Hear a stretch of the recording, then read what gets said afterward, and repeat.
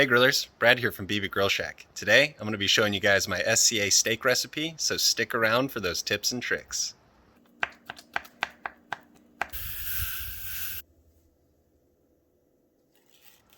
Alright guys, here's what I got going on. This weekend I have another SCA steak comp coming up, so what I'm going to do today is practice my SCA recipe, and I'm going to take you guys along with so I can show you the ropes.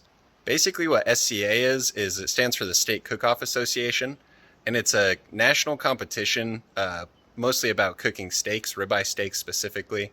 They do have a bunch of other competitions including like hamburgers, ribs, mixed drinks, etc. But the main deal is cooking a ribeye and doing it as perfectly as possible per their judging.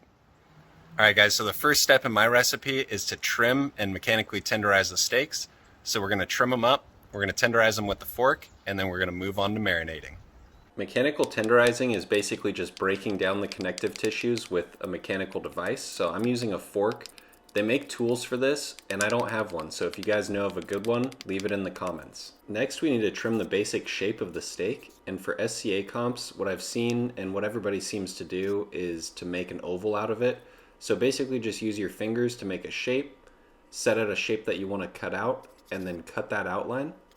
You can obviously use this leftover steak to just either cook it and eat it or mix it into something. It's still really good steak, but overall shoot for an even round shape.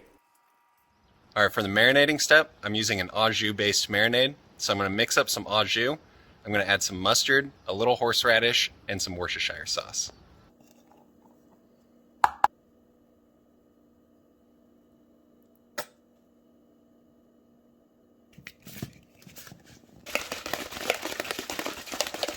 We're going to add this marinade into the bag that the steak's in and let it marinate for about 45 minutes.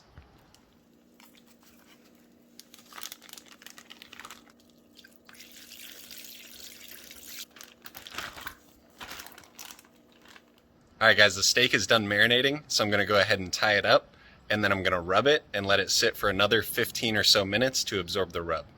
I'm just using a normal SPG that I made at home, so salt, pepper, garlic rub. You can make your own. I'm using 1/3 salt, 1/3 pepper, 1/3 garlic. So after the steaks are marinated, I'm just going to pat them dry with some paper towels. I'm going to try to get it pretty dry because I don't want the marinade to go on the grill grates. It'll just make it harder to clean up, and also it'll leave a little bit weird sears on the steak.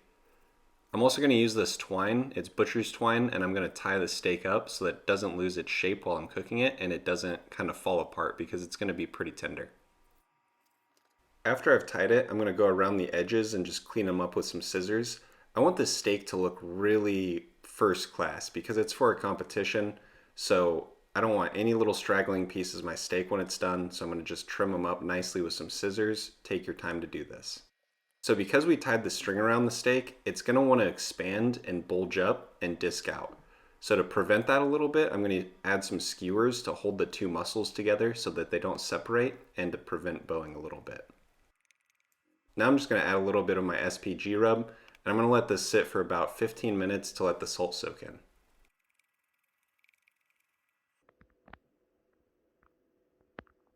Alright guys, this is where the fun starts. We're going to go ahead and start grilling our steaks. I'm going to use some aluminum extruded grill grates by the brand Grill Grates, and that's what most people use in the SCA. It leaves really nice sear marks, and that's what I'm going to be using today. So I'm going to get my Weber up. It's not as hot as it can go, but I'm going to get it up pretty hot. I'm going to put the grill grates directly over the fire, and then I'm going to cook each steak about 2 minutes per side, turning it 90 degrees each time. So about 8 minutes total, and then we're going to start temp probing it. Alright guys, I just moved out front of my house because I want to get these charcoals lit up, and I just want to show you real quick how I do it. So I want to get these, I want to get the steak really hot. So what I do is I take a chimney full of charcoals and about another chimney full of charcoals on the side. I light the chimney full of charcoals, and I'm just going to dump it on those other charcoals. So that's my setup. It's going to get really hot after about 30-45 minutes, and that's what we're going to sear the steaks over. After the grill's hot, we're going to throw the steak on and listen to it sear. Now I'm going to add my weight, and this is just going to help prevent some of that bowing or cupping we were talking about earlier. After about 2 minutes, I go to flip this thing. It's a little stuck, so I move to the other side, but the grill grate spatula is really good at getting the steak off.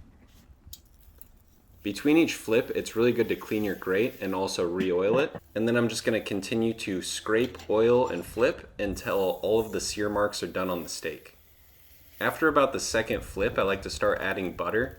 This just helps rehydrate the steak with fat a little bit and also adds a nice flavor. Using a compound butter here is a really good pro tip to add a little bit more natural flavors from herbs. My steak reached a little over 130 and I pulled it off to rest for about 10 to 15 minutes. After it rested, I went to pull the skewers out and untie the rope.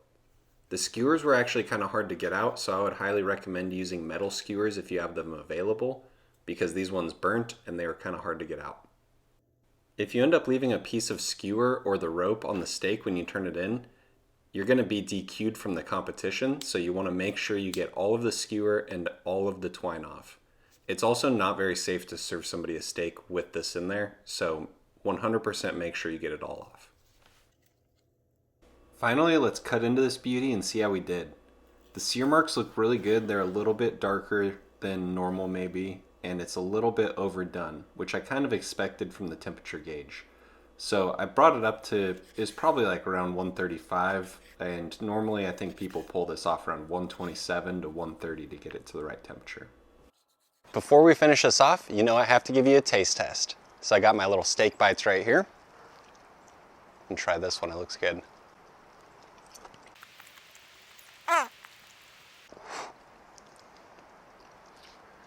That is super good.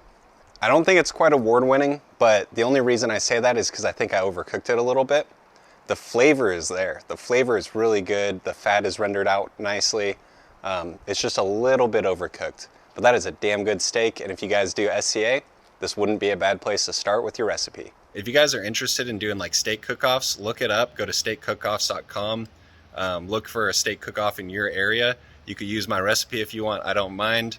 But what I would suggest doing is try this out and then make the recipe your own, make it better, and then go to do a competition after that.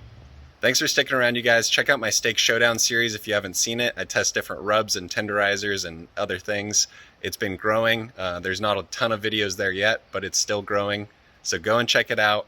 Have a good weekend. Also, as a note, I'm not doing a video next week, so my next video will be March 4th, and I'm going to be doing a brisket on my Traeger. So if you want to see that, definitely stay tuned for March 4th and subscribe to my channel so you get notified. Thanks. Have a good weekend.